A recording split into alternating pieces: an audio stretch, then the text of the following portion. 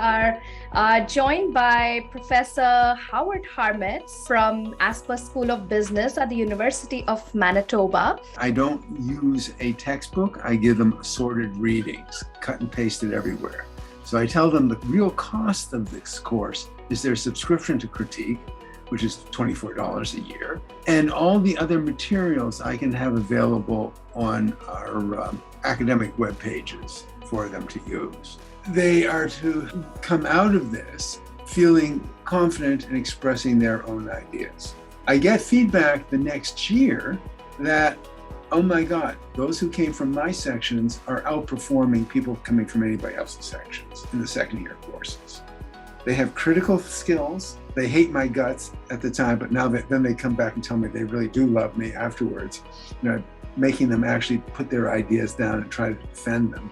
So I really enjoy the product, and I think the degree of discussion I can get going there, where people can hide behind the invisibility that Kritik has. My students, for example, won't rat on other students when they see academic dishonesty. So I tell them all about their moral responsibilities. And I said, my students want to go into professions, whether it's accounting or become a certified financial advisor. And I tell them they have a moral responsibility to this.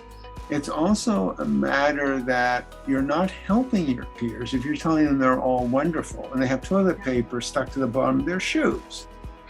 The amount of points at stake during my Kritik assignments, I have lots of them, but they're very tiny. You get your peers, and I said that if they're really learning and doing things there, they're going to do better on the exams, which are marked by some evil people I have locked up in my vault. I had a student, for example, that was so exceptionally good that the peers thought it was plagiarized or whatever problems they had.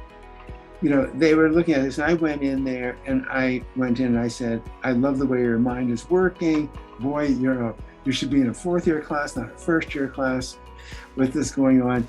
I listen to their criticism, but I remarked your paper.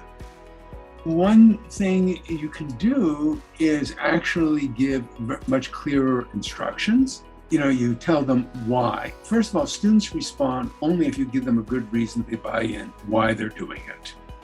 I'm telling them these are questions they're going to have on their exams. That's why. Secondly, I tell them about some of the other required courses further down the line, why they need to develop these skills. And it's what's going to be useful after my time with them ends. That's one of the reasons they have to really look at this. These are fundamental skills. They're not limited to my class.